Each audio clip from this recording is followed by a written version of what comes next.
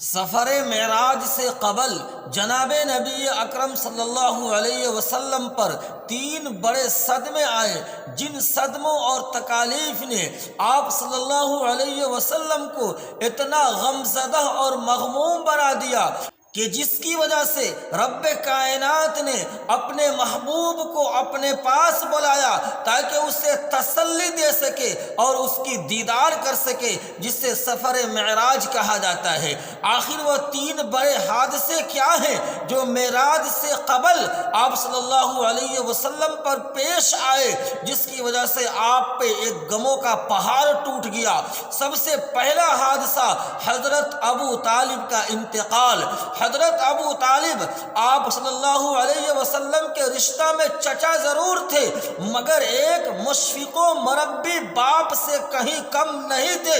جب تک کہ حضرت ابو طالب زندہ تھے کسی کی مجال نہیں تھی یا کسی کی ہمت نہیں تھی کہ آپ صلی اللہ علیہ وسلم کے آنکھوں میں آنکھ ڈال کر کے بات کر سکے۔ تکلیف دینا یا انہیں پریشان کرنا تو دور کی بات، کسی کی اتنی بھی مجال نہیں تھی کہ آپ صلی اللہ علیہ وسلم سے بلند آواز میں بات کر سکے۔ لیکن جب حضرت ابو طالب کا انتقال ہو گیا تو دشمنوں کو موقع مل گیا، کھلے عام وہ آپ صلی اللہ علیہ وسلم کو تکالیف پہنچانے لگے۔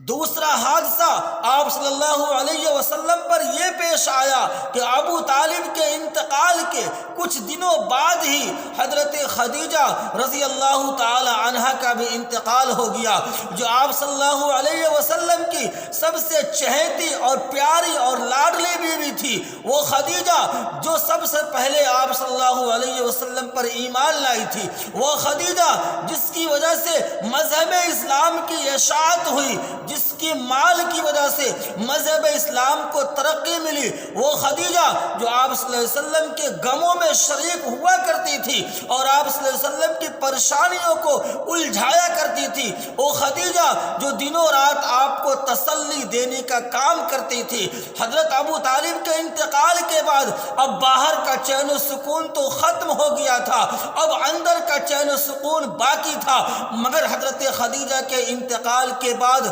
گھر کے اندر کا بھی چین و سکون ختم ہو چکا تھا۔ آپ صلی اللہ علیہ وسلم کے ساتھ تیسرا بڑا حادثہ یہ پیش آیا۔ آپ صلی اللہ علیہ وسلم نے سوچا کہ کفار مکہ ایمان لانے والے نہیں ہیں۔ آپ نے طائف کا سفر کیا کہ وہاں کے لوگ کہیں ایمان لے آئے اور مذہب اسلام کی اشاعت ہو سکے، مگر طائف والوں نے جس وحشیانہ اور درندگانہ طریقے پر آپ صلی اللہ علیہ وسلم کے ساتھ پیش آیا، جس کو مورخین کی قلم بیان کرنے سے قاصر ہے۔ الغرض طائف والوں نے بھی آپ صلی اللہ علیہ وسلم کی بات نہیں مانی، بات ماننا تو دور کی بات، آپ کو اس طریقے سے پریشان کیا کہ آپ خون سے لہو لہان ہو گئے اور بالآخر وہاں سے مجبور ہو کر آپ واپس لوٹ رہے تھے۔ آپ کافی غمزدہ تھے، پریشان حال تھے، مکہ والوں نے بھی ساتھ نہیں دیا۔ ابو طالب کا انتقال ہو چکا، گھر کا چین و سکون بھی حضرت خدیجہ کے انتقال کی وجہ سے ختم ہو چکا۔